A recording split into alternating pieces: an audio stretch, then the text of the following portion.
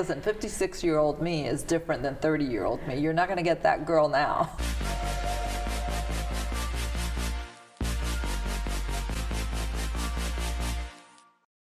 Hi friends, you are about to get a brutally honest, totally candid conversation with me and my friend Daisy Fuentes about everything. No topic is off limits.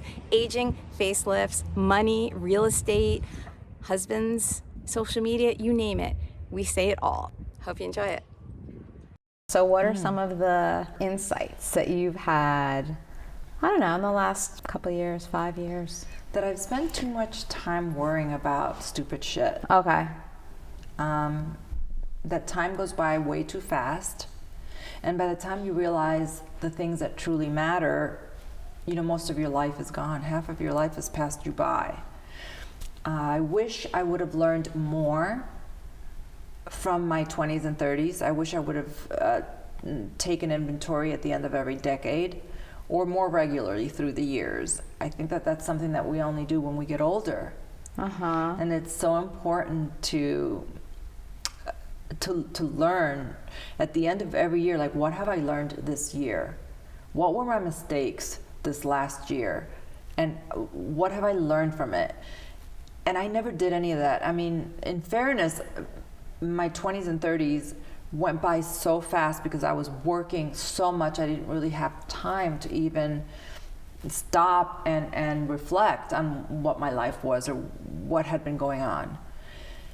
And yet I see Richard's son, who is 31, and I've known him through his 20s, and he's been very aware of all this stuff. If you could change anything about how you grew up, what would you change? I think I would try to become smarter earlier. I would try to take in what was happening to me. I would try to connect more with the people who I was with. I would pause it and slow it down a little bit because I don't remember a lot of it. It went by so fast, and I was so caught up in just, you know, who I was supposed to be, and I was in a world where I had to be what I was hired to be. You know, I couldn't, yes, I was very much myself when I was at MTV. There were still a lot of rules and a lot of regulations, and I was there to do a job.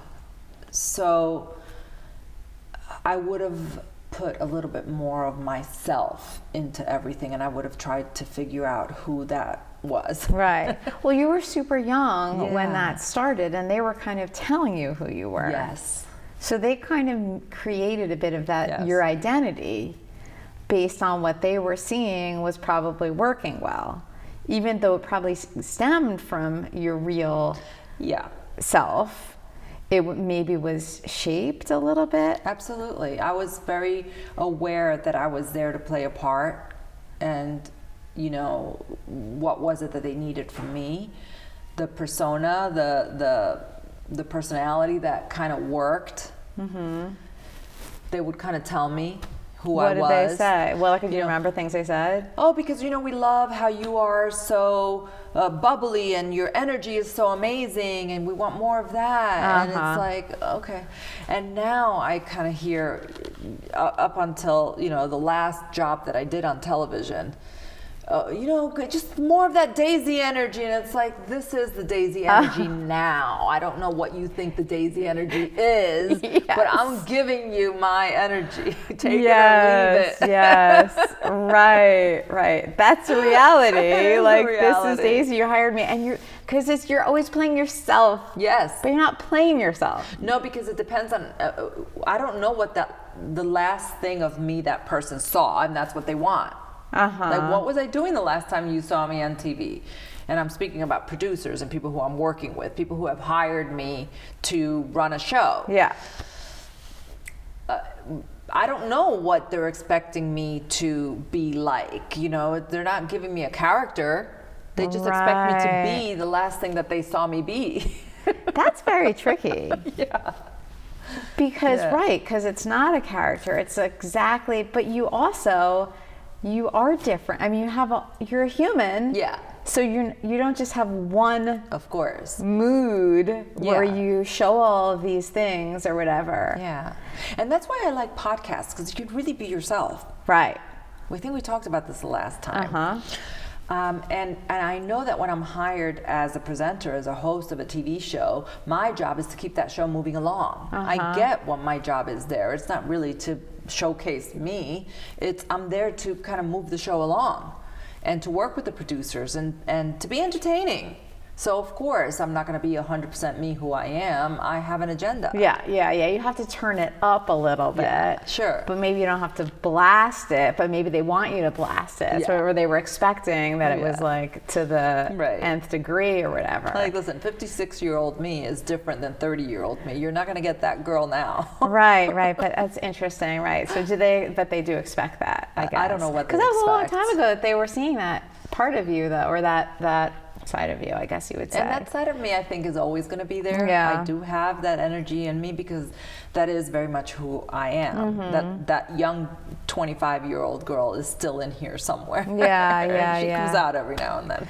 But do you wonder sometimes, like, if you hadn't gotten those jobs and hadn't gotten that, like, the fame, the notoriety, whatever you want to call it, that your personality would have been a little bit different, or like you would have? Yes. You do? Like how? Oh, I've had lessons taught to me from the world, from so many different people. I've had to learn to adjust. I've had to learn to read the room early on, and that's a talent that many people don't have. Unless you're in many different rooms with many different people. Okay. So I love that I got to learn that. I love that I was aware enough to learn to read the room so that I wouldn't make a fool of myself. It's not quite, having to learn to fit in. It's about really reading the room. Like, you behave differently in different rooms. And that is almost from within, right? Yeah. Like, you learned it, but you couldn't concretely describe how you would read a room, probably. You have to be very observant, and I think I've always been someone who observes and sees everything. I'm aware of everything, and I'm fascinated by people. Because I don't know if it was because I changed countries when I was little. Right. So just as a reminder, you went from Cuba to Spain to New Jersey. That's not. Wait, it is a different country. You're right. I was saying it's not a different country over here, but yes. Yeah. So from Havana to Madrid to New Jersey is a better way of saying it. I've had to, as a young kid going into a different school, you do have to kind of look around and see that every city, every country, every state is different. There are different vibes, and you kind of get what works from all of them. But some people float through the world just kind of being like, this is who I am, and you all have to adjust to me. And that doesn't quite work. You struggle. You're like swimming upriver the whole time rather than flowing with it and putting your energy into that river, but still flowing with it. And I learned from a very young age, I was curious about people and what made everybody different, and I feel like I got a little bit from everybody, and not so much in terms of how I wanted to be or who I wanted to copy, but more who I didn't want to be like and the things that I didn't want to do. And while that person's not aware of how embarrassing they are right now, or how they're doing that wrong, or how insulting they're being to other people, or how rude they are. So I learned about how I didn't want to be like. And from the people who really were doing it right, I learned the little things, their traits that I admired, and kind of tried to put that into my personality. Like how can I make that my own? So those are the things that I learned very young from being around so many people and being thrown into a world that I was not familiar with. I'd never known anyone who was in the entertainment industry. Yes, that's right, because you like kind of accidentally got a little gig that led to a big gig. Right. So I learned really by just being observant. You were reading the room in the different countries. Yeah. The countries with the rooms. That's how it started, and then it started when I was in rooms with people who I'd never been around. I was never around successful, wealthy people who were either famous or accomplished, or I'd never been surrounded by so many different types of people. And it's very easy for us to feel like, oh, we don't belong with those people. Yeah. Like, I don't belong here. So that's where I learned to really observe people. And I learned very quickly that no matter how successful, how rich, how famous someone is, when you really do get to know them, we're all the same. We all have the same insecurities. We all deal with the same bullshit out, you know, when you really get to the core of living, of life, and the things that we have to deal with. They're sometimes, you know, more expensive problems, but they're the same problems, you know? Yeah. The whole world is based on insecurity, I'm convinced. Absolutely. Absolutely. So like you're saying, it does not matter what you have, who you are, how successful you are. It's so fascinating how insecure everybody is. Yeah. And that is like the common thread. So Right. if only we could all see or know that, it helps you kind of deal a little bit better. That, oh, everybody is insecure. Yeah. And including like the jerks who are whatever they're doing and not treating anybody well, like, yeah, that's out of fear and insecurity, most likely. One of the first things I learned, I was so concerned that people were going to become aware that I didn't belong in that room. I'm so young and inexperienced, right? And I learned quickly that they are so concerned with their own insecurities and their own things that they didn't really care about me or anybody else. It was all about them. How did you figure that out? Getting to know people a little bit. And when I was able to gain a little bit of trust and confidence in some of these people who I thought were so out of my world, and I realized that they really just want to talk about themselves. They really just want to talk about their insecurities or their successes or their bullshit. And that's really what they're concerned about. I could see it. You could see it when you walk into a room. Everybody kind of scopes everybody out, right? But they want to just make sure that you're like aware of them and that you think the right thing about them. They're not. It's not because they want to judge you. They want to make sure that you're looking at them the right way. Right. That they're not being judged poorly by you. Right. You're very perceptive. I like to observe people. Yeah, right. So you not only observe, but you observe and analyze. Like you figure it out, right? So you're watching, but you're not just like watching like, oh, I noticed this person does that, or this is what's going on. You're also going beneath the surface of like, well, why are they doing that? I never quite thought of it that way, but I guess you're right. Yeah, because that's where you have to add the analytical angle to it. I mean, I guess most observers do some of that. Like I do think that being an observer by nature, like you are not just looking to pick up on things, but to really understand things and find patterns or reasons or whatever is beneath the surface. But all of this that you're saying that you've learned, like you don't just learn it because you're watching things. You're watching and you're figuring, you're analyzing. Yeah, I feel like there's so much to learn in observing. And nobody like sat down and said to you, "Okay, Daisy, this is the reality of what's going on in this room," because you were an outsider. No. Or there was nobody who ever came into the picture who gave you that insight. No. This is all learned. Yeah. Self-taught. Oh, people don't do that. People don't sit down with somebody and try to And I think even if they did, most young people don't listen to older people. Like when I talk to a lot of young friends, and you know, there are a couple of daughters of my friends who are now in their early 20s, and I love hanging out with them because they just make me feel young, and they're smart girls, and they do want to hear advice, but they don't really take it. Okay. So, and I think that that's just everybody in their 20s. You kind of it kind of gets into your head, but you don't really pay attention to it until you learn the lesson for yourself, and then you go, oh, that's what she was trying to tell me. Well, that's life. That's how it goes. It's like they say youth is wasted on the young. It's for that reason too. Is like, they just are not gonna fully. Yeah. This is the beauty of aging. Yeah. Really? Well, I don't know that there is a beauty of aging. Really? Yes, I guess that must be it. Okay, so let's talk about that while we're at it. No beauty of aging? You don't see it? I don't see it. No. So explain.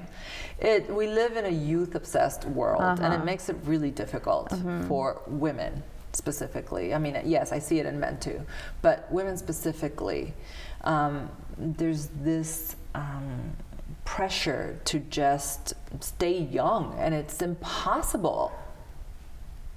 Everything is anti-aging. Everything is stay younger. Everything is like, well, what about just like, you know, looking good and staying healthy and just looking your age? Yeah. What is wrong with that? What is wrong with looking really good at your age? Not looking younger. You know, this whole like, oh, 50 is the new thing. No, it's not. No, 50's 50. Yes, we're looking better than we ever did at 50.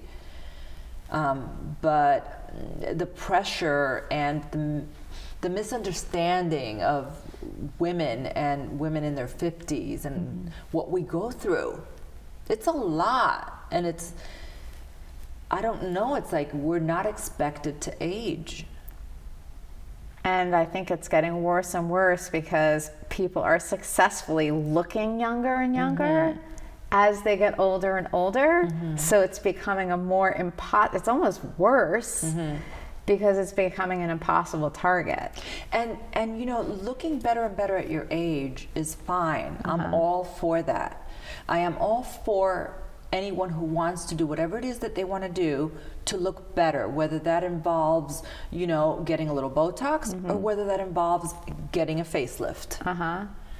There's nothing wrong with wanting to look good. But let's all understand that it's not going to make us look 20 years younger. You know, you're going to look good, and if that makes you feel better, that's great. But there's still nothing wrong with being your age. You know, there's nothing wrong with that, and I feel like society is making everyone feel like that there's something wrong with aging, like you're not supposed to do it. But it's bizarre because it's nature that you're going to age. And like look, you're not supposed to, like there's something wrong with you for aging, and yet that is the most natural thing that there is. Right, if you're lucky, that's what will happen. Right. Otherwise, you're dead, you know? But I look, I don't like that I don't look like myself. I don't like that I now look older. I am as vain as they come, and I still want to look good. I want to do whatever I can to look good to myself. But I know that I'm not going to look like I'm 30. Right. And there's nothing wrong with wanting to look good. Look, if you can afford to do whatever it is that you want to do, and you're not going overboard and looking like a crazy person, there's nothing wrong with any of that. But I feel like a different person. I am a different person. I'm not trying to act like a 30-year-old. I couldn't, even if I tried, because I know too much. And I think that that's what a lot of times it's looked at negatively in society. Especially in this country. I think that maybe other cultures are more embracing of, I think that's for sure. Yeah. I mean, you could even see it reflected in like films and whatnot and television, is that you've seen in other, from other countries, you've seen in other projects that like, yeah, these are real women at different ages. And it's not only somebody, a leading woman, let's say, or whatever the role, I'm losing the term, but it's not just somebody who is either under 30 or looks 30. Yeah. You know, like you see the full spectrum and it's good. Yeah. But I'm with you though too. Though I have to say, backing up to what you said before, which is like, yeah, there's nothing wrong with wanting to look good. Right. So you want to have agency over that as well. So I understand too. Like I don't like watching myself aging, and I think it's because I don't like the look of it. But it's not because I feel like I shouldn't be the age that I am. Exactly. You know what I mean? So it is a very weird dynamic. It's like, oh, I really am not into this or that, and it is a result of aging. But I have no problem with my age. Like I'm happy to be like, this is life is just kind of in many ways getting better and better because you release all these things that we were talking about that you don't realize you don't need anymore or want, and you don't have to put up with them. Exactly. Which is, so that is a beautiful thing. We're talking about beauty of a different, in a different way. And then there's the whole thing of like, oh, you're aging gracefully. What the hell is that? No, even? that's what is just, that? no. That's such bullshit. I agree. That is not a thing. You have no control over that. So some people may age more gracefully by accident, I feel like. I don't know. And is that what, letting your hair grow gray? Is that because you don't get Botox, you're considered, oh, you're aging gracefully? But also, why do you have to age gracefully? I don't even know what that means. I don't know what that means. Yes, gray hair, like these women who have let their hair go gray and they look wonderful. That's great. I am not going to do that.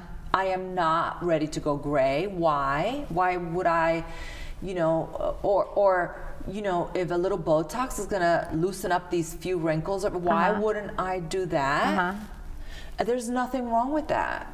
So, and then there's the other thing, if I were to completely go gray and let every single wrinkle show, then people would be like, oh my gosh, she's really let herself go.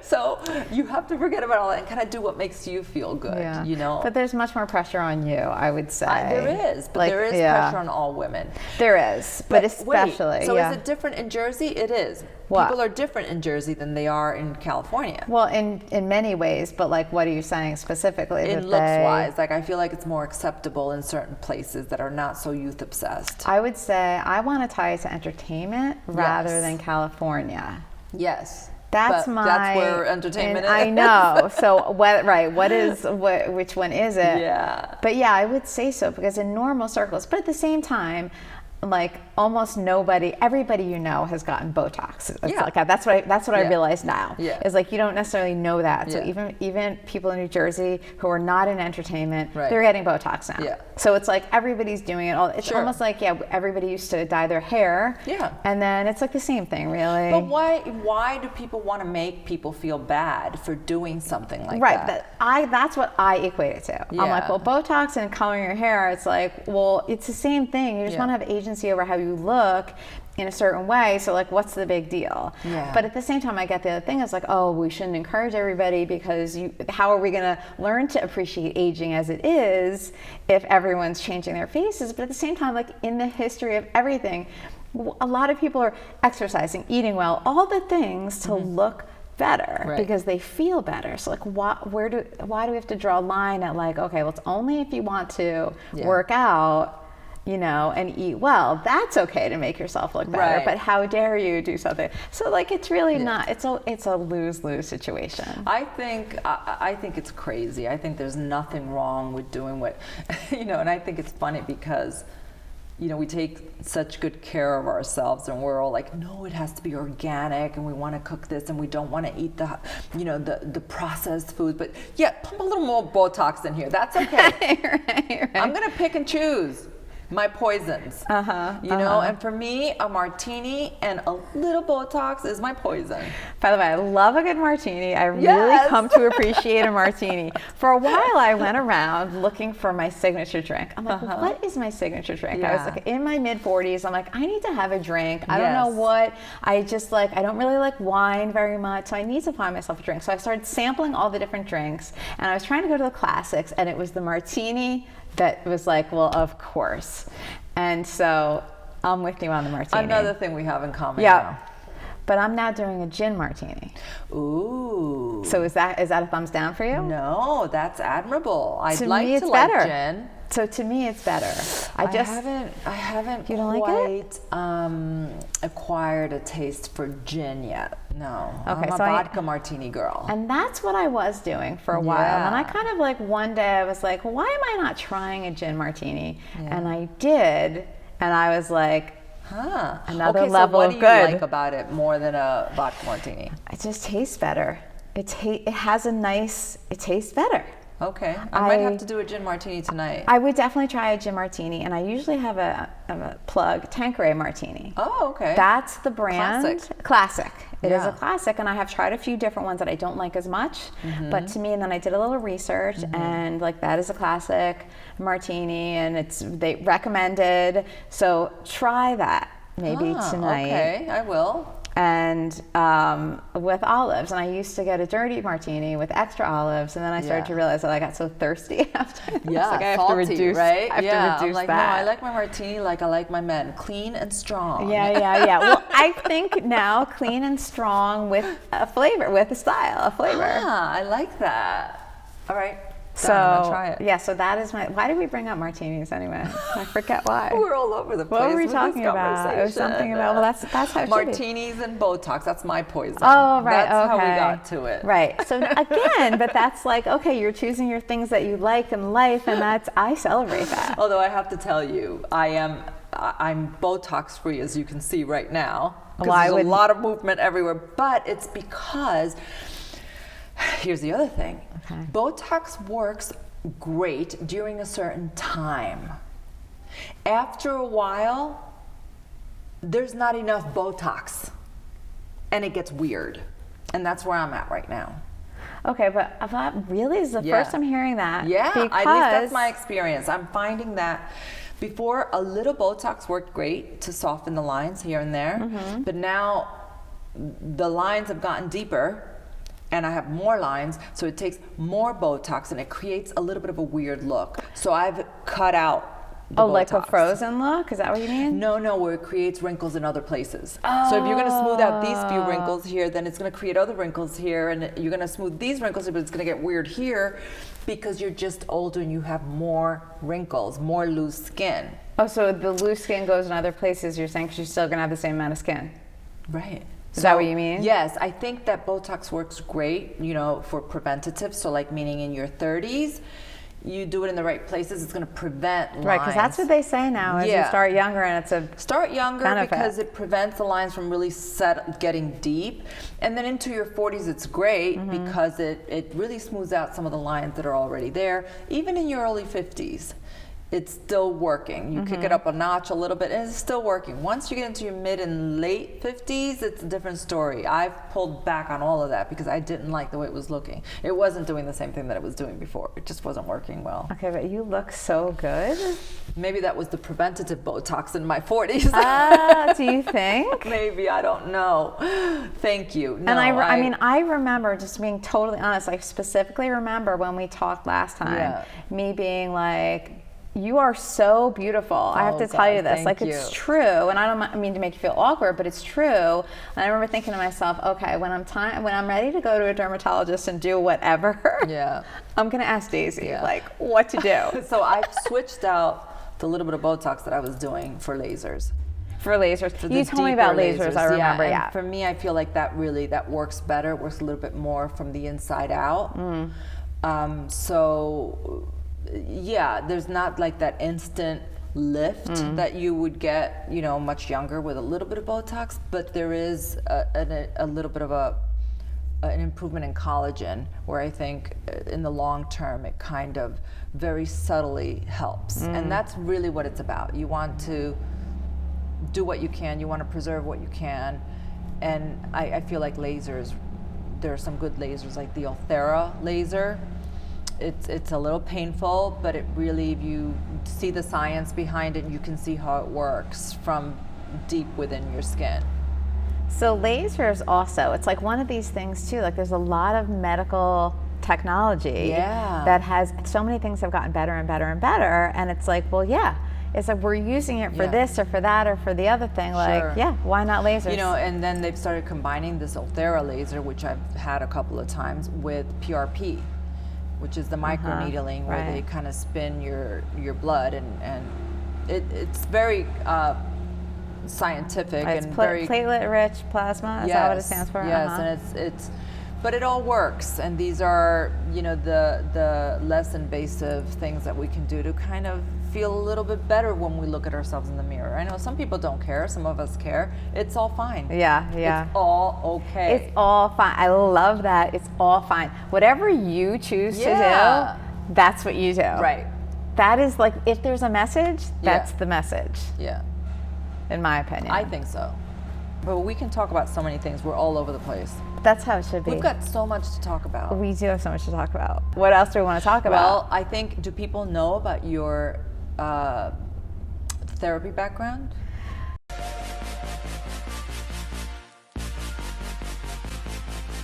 Hope you enjoyed that conversation. Take out of it whatever you like. And if you like this talk, please share it. And remember to subscribe for more super candid talks with your favorite celebrities.